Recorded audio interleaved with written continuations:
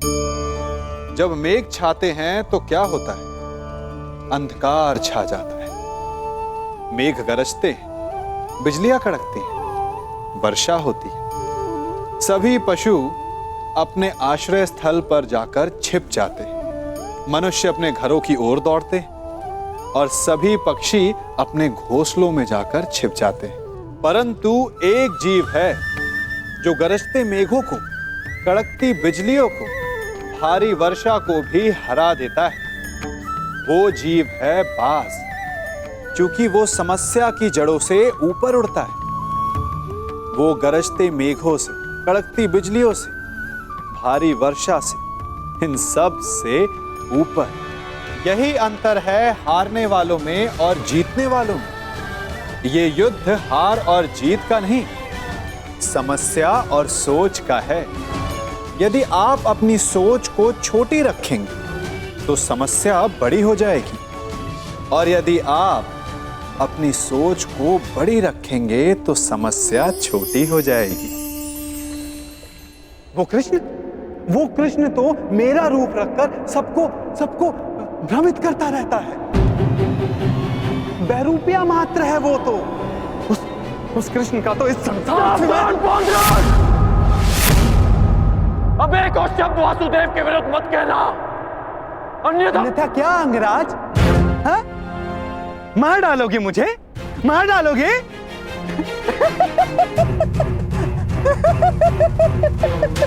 दुर्योधन, तनिक देखो तुम्हारी सेना का ये वीर कहीं वास्तविकता में उस छलिए का गुप्तचर तो नहीं है? छलिए और बहरूपिये तो तुम हो पौंडरक। कुछ ही क्षणों में तुम्हारी वास्तविकता मेरे समक्ष आ गई है। तुम मेरी चिंता करनी छोड़ो, केवल अपनी चिंता करो। तुम केवल एक बड़बोले ढोंगी हो जो वासुदेव होने का स्वांग रचा कर बैठे हो। मौन रहो दुस्साहसी, मौन!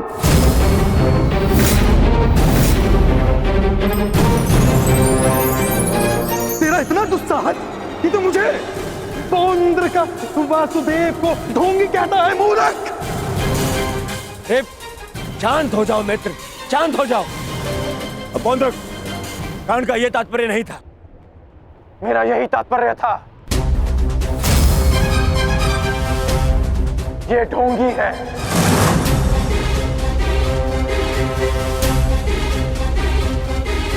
यदि तुम वास्तव में वासुदेव हो तो मुझे निशस्त्र करके दिखाओ। मैं तुम्हें चुनौती देता हूं। पौंद्रक वासुदेव को चुनौती?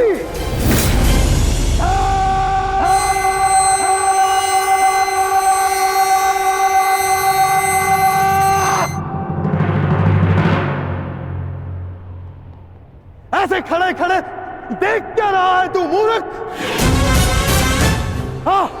हाँ, मेरे साथ युद्ध कर। मेरे हाथों मरेगा, तुझे मोक्ष मिलेगा। हाँ, जिस प्रकार आज मैं तेरा अंत करने वाला हूं, उसी प्रकार मैं उस कृष्ण का भी अंत करूंगा, उस रणछोड़ का। जो रासलीला के नाम पर स्त्रियों को भ्रमित करता है, जो बाल क्रीड़ा के नाम पर स्त्रियों के वस्त्र चुराता है, जो स्वयंवर से स्त्रियों का हरण करता है, उस कृष्ण का पक्ष ले रहा है तू। उसके लिए तू मुझसे युद्ध कर रहा है। उस कृष्ण का भी मैं वध करूंगा, पहले तेरा, उसके बाद उसका। अब तुम्हें सीमा पार करती है।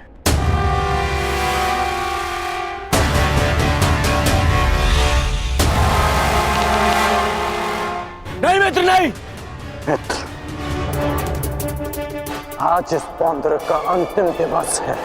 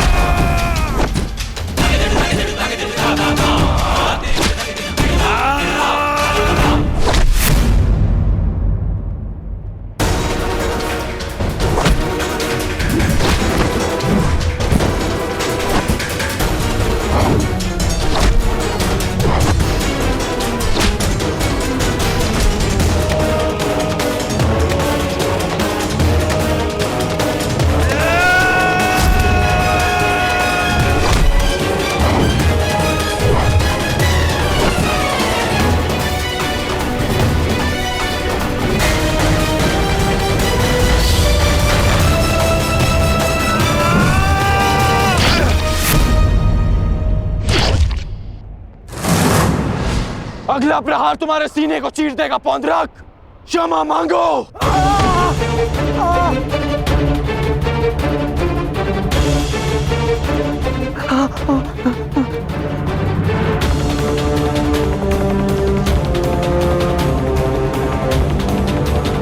अब बोलो, क्या कह रहे थे तुम? कौन हो तुम? मैं ही हूं वास्तविक वासुदेव। पौंद्रक वासुदेव मैं ही हूं। पाखंडी! नहीं गण मित्र, नहीं नहीं मित्र। रुक जाओ अंगराज।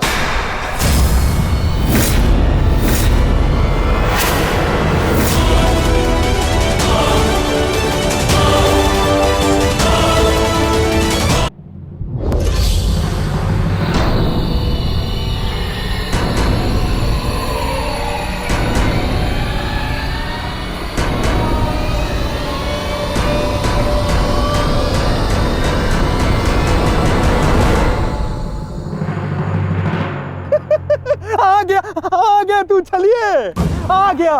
अंततः वो दिन आ गया कृष्ण, जिसकी वर्षों से मुझे प्रतीक्षा थी। यदि अंत से पूर्व मनुष्य को उसकी भूल का भान हो जाए तो अच्छा ही होता है। अब तो तुम्हें विश्वास हो गया होगा कि वास्तविक वासुदेव कौन है। मैं ही हूं वास्तविक वासुदेव। पौंद्रक वासुदेव, इसलिए जिसका अधिकार आरंभ से केवल मेरा है। मुझे मेरा सुदर्शन चक्र दे दो कृष्ण। देने ही तो आया हूं तुम, परंतु चेतावनी, मैं तुम्हें बहुत अवसर दे चुका हूं पौंड्रक। तुम्हारे पाप का घड़ा भरता जा रहा है पौंड्रक। अब मेरा स्वांग रचना बंद करो। चुप कर छलिया कृष्ण।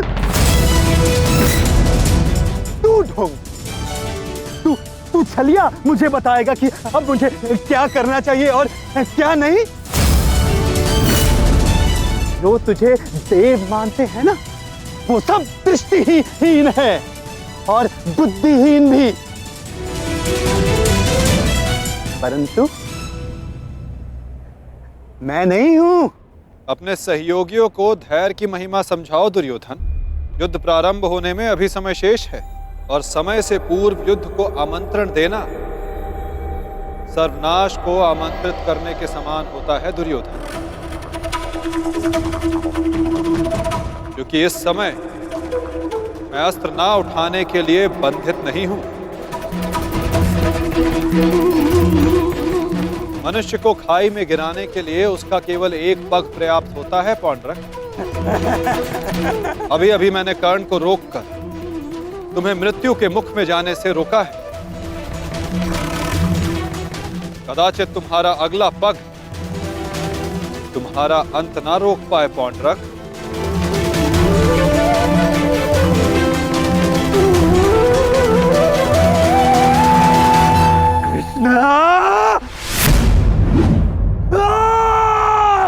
बंद कर ये भाषण छलिए।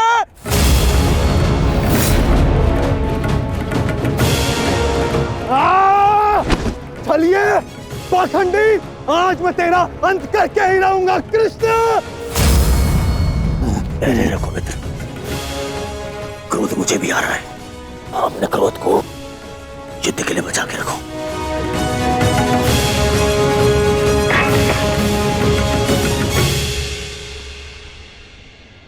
ठीक कहा वासुदेव, युद्ध होगा, परंतु उचित समय पर और उचित स्थान पर, उस महायुद्ध के प्रथम दिवस पर मैं आपको उत्तर अवश्य दूंगा।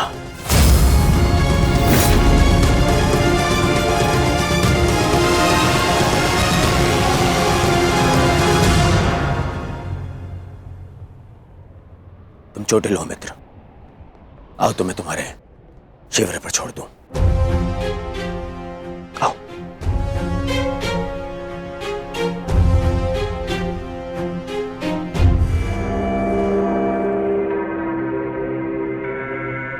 मित्रकांड, तुमसे हस्तिनापुर पर भेंट होगी।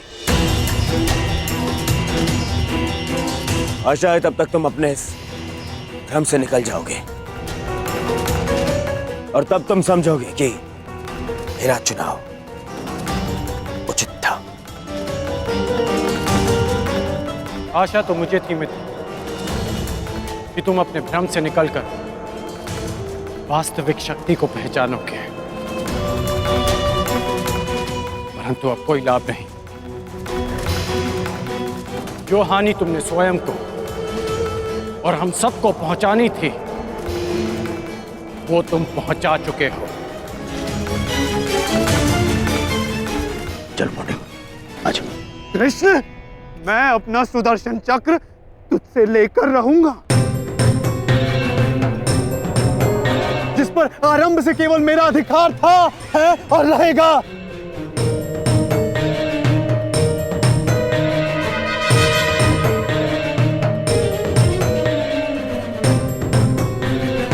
चलो सारथी।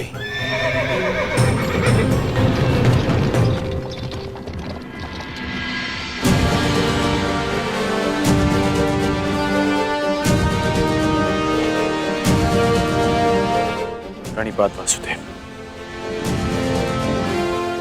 आज्ञा दें। इतनी भी क्या शीघ्रता मित्र?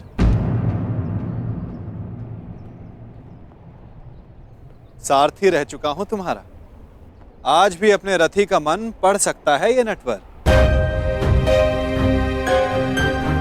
समझता हूं कि तुम व्यथित हो। क्या अपने मन की बात अपने सारथी से नहीं कहोगे तुम?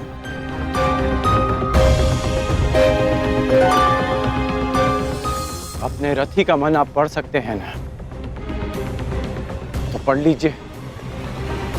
इसीलिए कहता हूं मित्र, तुम्हें प्रसन्न होना चाहिए। दुर्योधन ने उचित चुनाव किया, उसे शक्ति चाहिए थी, उसे मिल गई।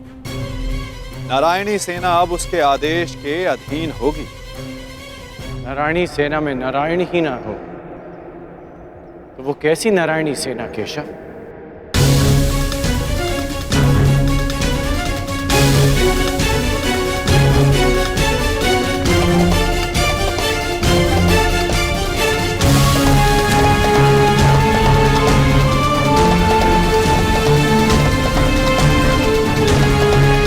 जो दुर्योधन ना पहचान सका,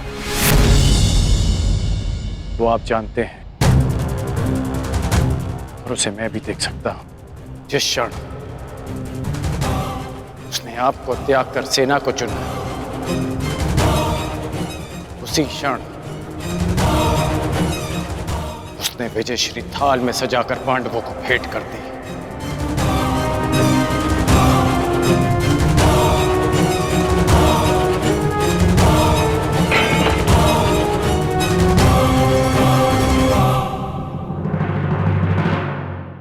ऐसा क्यों लगता है मित्र? नारायणी सेना दुर्योधन के अधीन होने से उसकी शक्ति में वृद्धि अवश्य हुई है। तुम्हें नहीं लगता कि अर्जुन ने भूल की? क्या मिला उसे निहत्थे कृष्ण को चुनने से? जिसके हाथ के संकेत से सृष्टि बनती है और बिगड़ती है, वो कैसे निहत्था हो सकता है वासुदेव? परंतु सत्य ये भी है मित्र कि मेरे युद्ध में उपस्थित रहने पर भी मैं युद्ध नहीं करूं तो फिर मुझसे किसी को क्या हानि और क्या लाभ? सबसे बड़ा अस्त्र तो आप चला चुके हैं, स्वयं को दुर्योधन के विपक्ष में रखकर। आप ही कहते हैं ना कि निर्णय ना लेना भी कभी कभी सबसे महत्वपूर्ण निर्णय होता है, कि हम पक्ष ना चुनकर भी कभी कभी पक्षपात कर जाते हैं, भले ही संसार ना देख पाए। परंतु मैं जानता हूं कि आपने पक्ष लिया है वासुदेव।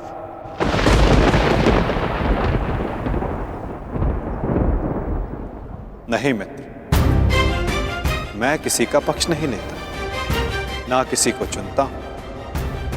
लोग मुझे चुनते हैं या छोड़ते हैं। मानता हूं कि आपने किसी को नहीं चुना, परंतु आपने दुर्योधन को बाध्य किया कि वो आपको ना चुने।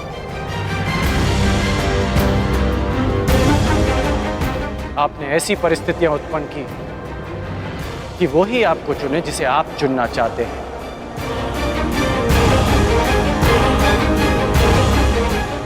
क्या ये एक प्रकार का पक्षपात नहीं वासुदेव? तुम्हारी यही प्रवृत्ति मुझे भाती है मित्र, और तुम्हें सबसे भिन्न बनाती है। तुम बुद्धिमान हो और स्पष्टवादी भी।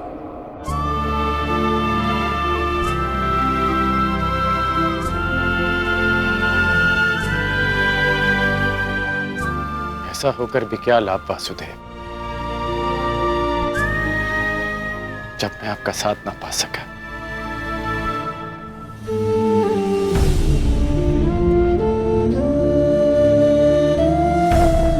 कितने वर्ष हो गए हमारी भेंट को?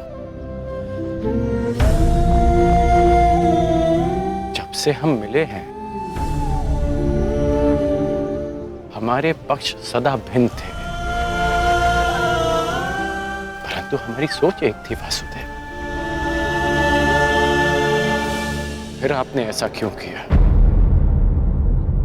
मैंने ऐसा क्या किया मित्र?